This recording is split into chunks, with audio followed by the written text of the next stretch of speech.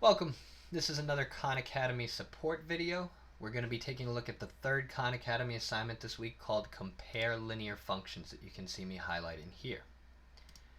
For compare linear functions, this is going to build on your knowledge of linear graphs, linear equations, and also it's going to add linear tables potentially. It's going to focus very much on the y-intercepts and the slopes, and you're going to use a lot of the skills you use to measure what the y-intercept or the slope is, whether they give you graphs or equations. So here, for this first problem, they give us two functions. The first one, function 1, is defined by the equation y equals 2/5 x plus 3. So I'm going to go ahead and call this the purple one, and for the purple one, we got some notes coming up here. I'm going to call function 1 my purple function. So that's our first one. It's defined by an equation, and we see that equation listed there. So purple for function 1. Function 2, we're going to go ahead and use the color orange for function 2. And here's function 2. Instead, function 2 is shown as a graph instead of the equation that we saw for function 1. And what they ultimately ask us, the question they're asking us to figure out here, is they say which function has the greater y-intercept, what you've seen me circle in blue here. So I need to focus on y-intercepts, and I'm given an equation in purple and a graph in orange. And they don't care about the slope here. All they've asked me is which function has the greater y-intercept. So I'm going to first talk about function 2 because I think the graph's a little easier to look at for me for y-intercepts. And I know the y-intercept for a graph is going to be wherever that line, this blue line here, crosses with the y-axis. And I see this dot right here that I'm putting in orange. That represents our y-intercept. The coordinates at that point are 0 and 5. So for the orange relationship, the initial value, or the y-intercept, is positive 5. It's this data point we see here. For function 1 is listed as an equation, and that equation is in this slope-intercept form that we've talked about earlier. And if it's slope-intercept form, whatever the b is will represent our y-intercept. So for the purple situation, on the purple one, this positive 3 right here, give me 1 second, this positive 3 right there represents our y-intercept. If you make x 0, the y value for function 1 is going to be positive 3. So here I see my y-intercept for the purple function, function 1, is positive 3. I see for function 2, the one I've marked up in orange, that the y-intercept is 5. Which function has the greater y-intercept? Well, that's function 2.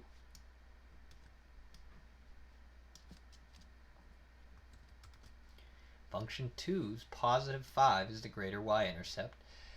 So based on that now, I'm going to go ahead and select function 2 for the greater y-intercept. I'm going to have to disappear all that writing. But again, the reason function 2's got the greater y-intercept, we see a y-intercept of 5 right here. And for function 1, we see the y-intercept was sitting there at positive 3.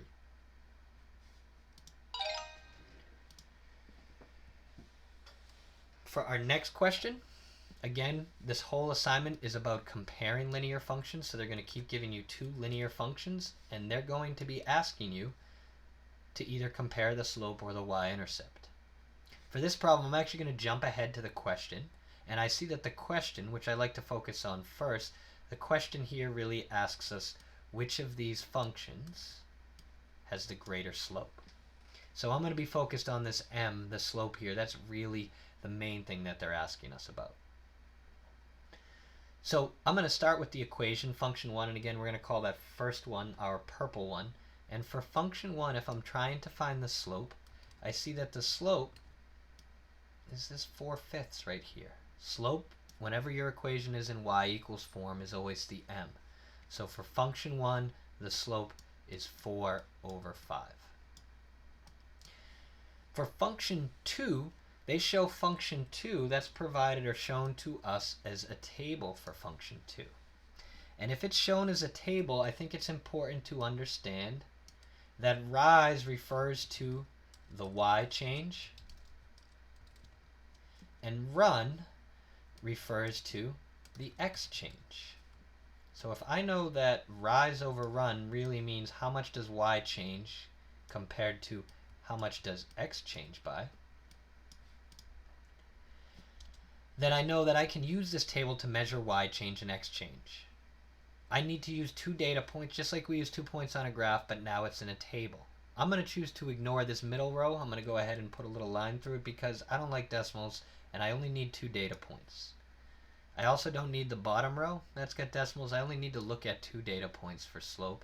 And I'm going to try to measure how much did the y change by. And y went from +1 to +2.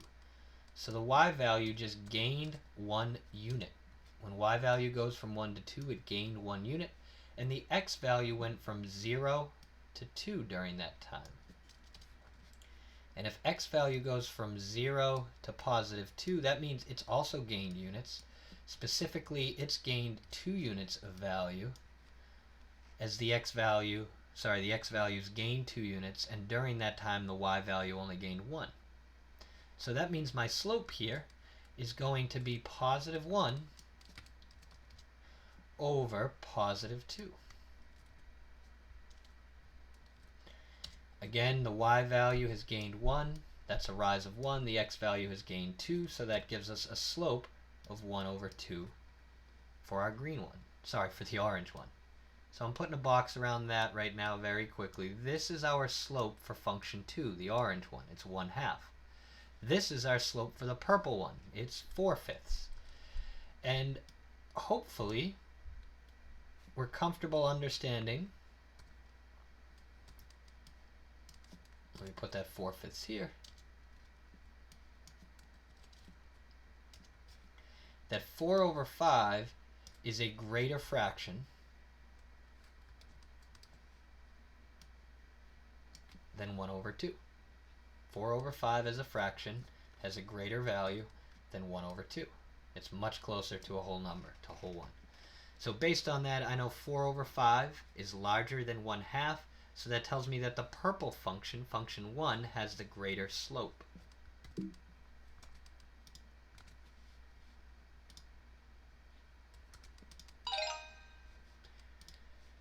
We'll show a couple more examples. I do think these are tough, and if you're still sticking with me, it might be helpful, so I'm going to run through a couple more. But the big thing for all of these is definitely to figure out what are they asking about, slope or y-intercept, and then you can go figure out how do I compare the slope and the y-intercept for the 2 situations that they've provided us. Alright, here in our case, give me 1 second to zoom out a little bit so we can see that graph entirely. So we see function 1 is a table. I gotta zoom out even more, I'm sorry. Function 1 is a table, function 2 is a graph, and they ultimately ask us here, I'm going to underline this in blue, they say which function has the greater y-intercept. That's what we're trying to figure out here. Which function has the greater y-intercept? So hopefully we recall the y-intercept is the beginning point. If we had equations, it would be the b and y equals mx plus b. Here, neither one is an equation. Function 1, our purple one, is shown to us as a table, and then function 2, our second one, which I'm going to put in orange, is shown to us as a line on a graph. Recall that the y-intercept is the point where the line crosses with the y-axis, or that's another way of saying the value for y when x is 0. So in the case of our purple function, we see luckily the table lists an x value of 0 and a y value of -6.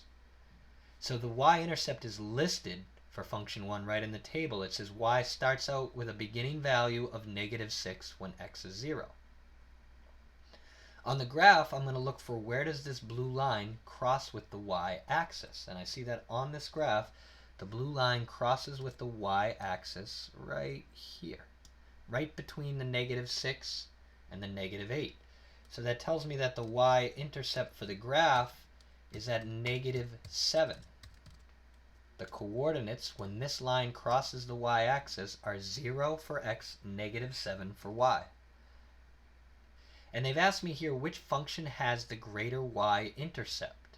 Function 1's is -6, function 2's is -7, And I understand that negative 6 is a bigger value than negative 7. They're both small negative numbers, but negative 6 is closer to 0 than negative 7, so negative 6 is the greater value.